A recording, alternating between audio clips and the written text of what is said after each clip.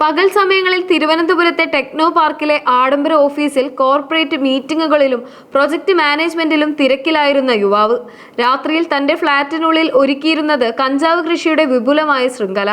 ഹരിയാന സ്വദേശിയായ 26-കാരൻ വിശാലാണ് ഓപ്പറേഷൻ തൂഫാൻ എന്ന പേരിൽ പോലീസ് നടത്തിയ മിന്നൽ പരിശോധനയിൽ കുടുങ്ങിയത്. സമൂഹത്തെ ഞെട്ടിക്കുന്ന ഒരു വാർത്ത. IT മേഖലയിൽ അമിത ജോലി സമ്മർദ്ദവും ലഹരി ഉപയോഗവും തമ്മിലുള്ള അപകടകരമായ ബന്ധത്തെക്കുറിച്ചുള്ള ചർച്ചകൾക്ക് വീണ്ടും വഴിയൊരുക്കിയിരിക്കുകയാണ്.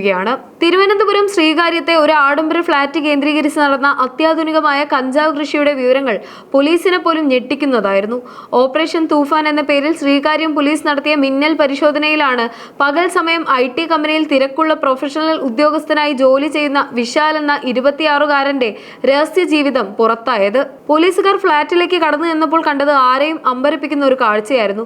കിടപ്പുമുറിയുടെ ജനാലക്കരികിൽ സസ്യങ്ങൾ വളരാൻ ആവശ്യമായ കൃത്യമായ അളവിലുള്ള വെളിച്ചവും വായു സഞ്ചാരവും ക്രമീകരിച്ചുകൊണ്ട് അത്യാധുനിക സാങ്കേതിക വിദ്യയോടെ നട്ടുവളർത്തിയ 70ഓളം കഞ്ചാവ് ചെടികളാണ് അവിടെ കണ്ടെത്തിയത്. വിപണിയിൽ നിന്ന് പ്രത്യേകം വാങ്ങിയ ചെടിച്ചട്ടികളും വിത്തുകളും ഉപയോഗിച്ച് ഒരു പ്രൊഫഷണൽ IT ഉദ്യോഗസ്ഥന്റെ കൃത്യതയോടെയും അച്ചടക്കത്തോടെയും കൂടിയാണ് ഇയാൾ കൃഷി നടത്തിയിരുന്നത്. പകൽ സമയം തിരുവനന്തപുരത്തെ ടെക്നോ പാർക്കിലെ ആഡംബര ഓഫീസിൽ കോർപ്പറേറ്റ് മീറ്റിംഗുകളിലും പ്രൊജക്ട് മാനേജ്മെന്റിലും മുഴുകുന്ന വിശാൽ അത്യന്തം കഠിനമായ ജോലി തിരക്കിന് ശേഷമുള്ള രാത്രികാലങ്ങളിൽ തന്റെ ഈ രഹസ്യ കഞ്ചാവ് തോട്ടത്തിന്റെ പരിപാലനത്തിനായി സമയം കണ്ടെത്തിയിരുന്നു എന്നത് കേസിന്റെ ഗൗരവം വർദ്ധിപ്പിക്കുന്നു. ഉയർന്ന ശമ്പളവും മികച്ച ജീവിത സാഹചര്യവുമുള്ള ഒരാൾ ഇത്തരത്തിൽ ലഹരി കൃഷിയിലേക്ക് തിരിഞ്ഞത് IT മേഖലയിലെ അമിത ജോലി സമ്മർദ്ദവും അതിനെ തുടർന്നുള്ള ജീവിതശൈലി മാറ്റങ്ങളും ലഹരി ഉപയോഗവും തമ്മിലുള്ള അപകടകരമായ ബന്ധത്തെക്കുറിച്ച് സമൂഹത്തിൽ വലിയ ചർച്ചകൾക്കാണ് വഴിയൊരുക്കിയിരിക്കുന്നത്. അറസ്റ്റിലായ വിശാൽ പോലീസിന് നൽകിയ മൊഴികൾ ലഹരി മാഫിയകളുടെ പതിവ് പ്രവർത്തന ശൈലിയിൽ നിന്നും തികച്ചും വ്യത്യസ്തവും അമ്പരപ്പിക്കുന്നതുമായിരുന്നു. തനിക്ക് കഞ്ചാവ് വിൽപ്പന നടത്തി പണം സമ്പാദിക്കുക എന്ന ഉദ്ദേശമില്ലായിരുന്നെന്നും മറിച്ച് തികച്ചും വ്യക്തിപരമായ ആവശ്യങ്ങൾക്കായി മാത്രമാണ് തന്റെ ഫ്ളാറ്റിനുള്ളിൽ ഇത്രയും വലിയൊരു കഞ്ചാവ് കൃഷി ഇയാൾ ഒരുക്കിയതെന്നും പോലീസ് ചോദ്യം ചെയ്യലിൽ ഇയാൾ വെളിപ്പെടുത്തി. അന്വേഷണ ഉദ്യോഗസ്ഥരെ പോലും ഞെട്ടിച്ചുകൊണ്ട് കഞ്ചാവ് ഉപയോഗിക്കുന്ന രീതിയെക്കുറിച്ച് ഇയാൾ നൽകിയ വിശദീകരണം വളരെ വിചിത്രമായിരുന്നു. കഞ്ചാവ് ഇലകൾ നേരിട്ട് അരച്ച് പാലിൽ ചേർത്ത് കുടിക്കുക, കഞ്ചാവ് ഇലകൾ ഉപയോഗിച്ച് ചമ്മന്തി അരച്ച് ഭക്ഷണത്തോടൊപ്പം കഴിക്കുക തുടങ്ങിയ രീതികളായിരുന്നു ഇയാൾ പതിവായി പിന്തുടർന്നിരുന്നത്.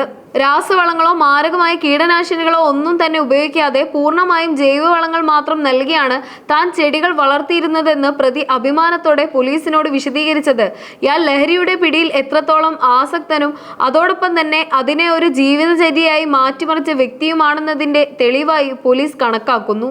ഇത്തരമൊരു ഉയർന്ന IT പ്രൊഫഷണൽ ഇത്രയധികം ആസൂത്രിതമായി തൻ്റെതായ ഒരു ചെറിയ ലോകം ഫ്ളാറ്റിനുള്ളിൽ കെട്ടിപ്പടുത്ത് ലഹരി ഉപയോഗത്തിൽ മുഴുകിയത് സമൂഹത്തിലെ അറിവുള്ളവർക്കിടയിൽ വലിയ ചർച്ചകൾക്കാണ് വഴിയൊരുക്കിയിരിക്കുന്നത്. പ്രതിമാസം 1.5 ലക്ഷത്തോളം രൂപ ശമ്പളം വാങ്ങുന്ന ടെക്നോ പാർക്കിലെ ഒരു പ്രമുഖ കമ്പനിയുടെ മാനേജറാണ് വിശാൽ. സാമ്പത്തികമായി യാതൊരു ബുദ്ധിമുട്ടുമില്ലാത്ത ഉയർന്ന ജീവിത സാഹചര്യമുള്ള ഒരാൾ ഇത്തരത്തിൽ ലഹരി കൃഷിയിലേക്ക് തിരിയുന്നത് IT മേഖലയിലെ മാനസിക സമ്മർദ്ദങ്ങളിലേക്കും ജീവിതശൈലി മാറ്റങ്ങളിലേക്കും വിരൽ ചൂണ്ടുന്നു. മുൻപ് കോളേജ് വിദ്യാർത്ഥികളിലും സാമൂഹിക വിരുദ്ധരിലും മാത്രം ഒതുങ്ങി നിന്നിരുന്ന ലഹരി ഉപയോഗം ഇന്ന് ഹൈ പ്രൊഫഷണൽ ഉദ്യോഗസ്ഥരിലേക്കും ആഡംബര ഫ്ളാറ്റുകളിലേക്കും പടർന്നു പിടിക്കുന്നത് കേരള പോലീസിന് വലിയ വെല്ലുവിളിയാണ് ഉയർത്തുന്നത്. അമിത ജോലിഭാരവും ഏകാന്തതയും മൂലം പലരും ഇത്തരം ലഹരി വസ്തുക്കളിലേക്ക് തിരിയുന്നുണ്ടോ എന്ന് സംശയിക്കേണ്ടിയിരിക്കുന്നു.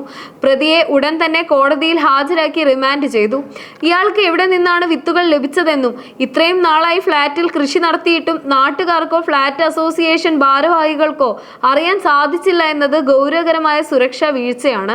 ഇയാളുടെ സുഹൃത്ത് വലയത്തെക്കുറിച്ചും മറ്റ് സമാനമായ ഇടപാടുകൾ നടക്കുന്നുണ്ടോ എന്നതിനെക്കുറിച്ചും കൂടുതൽ അന്വേഷണം നടത്തിവരികയാണെന്ന് ശ്രീകാര്യം പോലീസ് അറിയിച്ചു. ഈ സംഭവം ഫ്ളാറ്റ് ഉടമകൾക്കും റെസിഡൻസ് അസോസിയേഷനുകൾക്കും ഒരു വലിയ പാഠമാണ്.